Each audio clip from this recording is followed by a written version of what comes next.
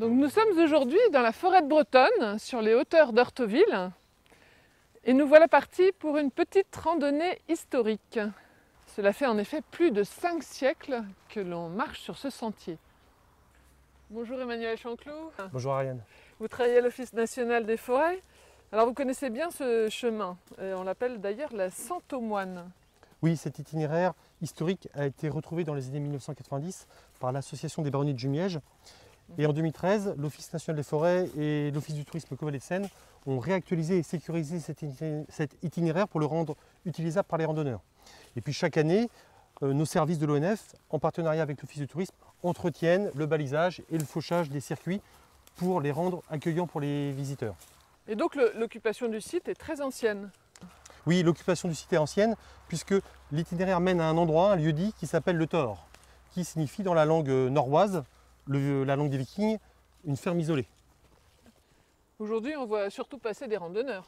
Oui, cet itinéraire de promenade permet aux randonneurs de découvrir la vallée de Seine et l'une des plus belles forêts de Seine-Maritime, la forêt de Bretonne. Sur cet itinéraire, ils pourront découvrir plusieurs curiosités, dont une borne en pierre royale qui délimitait la forêt royale de Bretonne de la propriété de l'abbaye de Jumièges. Et puis également deux curiosités naturelles.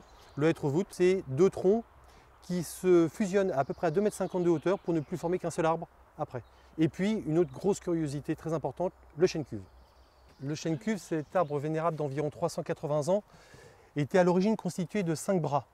Mais en 1830, l'un des bras a été coupé par des braconniers qui voulaient se venger d'un garde forestier.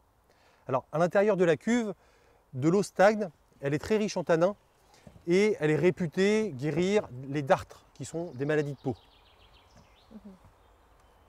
Qui étaient ces moines qui ont donné leur nom à ce sentier? Eh bien, les moines venaient de l'abbaye de Jumièges et ils venaient prier Dieu ici à la demande de Robert de Meulan qui, en 1202, avait fait don de son prieuré de cette ferme à l'abbaye de Jumièges. Et donc, ils sont venus pendant 550 ans prier pour Robert, comte de Meulan et sa famille. Donc ils ont continué à prier jusqu'au XVIIIe siècle, c'est ça? Oui, exactement. Au début du XVIIIe siècle, les messes étaient de moins en moins célébrées au prieuré du Thor. Et finalement, en 1727, un arrêté a autorisé la destruction de la chapelle. Finalement, la destruction n'a pas eu lieu, mais par contre, les moines ont loué le prieuré comme une simple ferme.